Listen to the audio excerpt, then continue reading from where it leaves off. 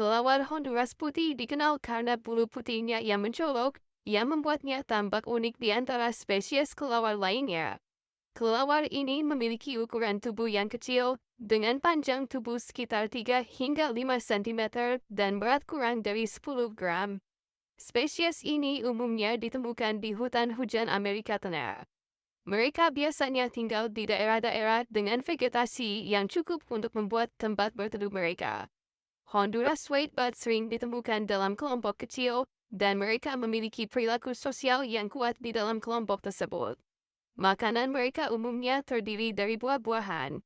Kelelawar ini termasuk dalam keluarga Philostomidae, yang mencakup kelelawar buah dan nektar lainnya.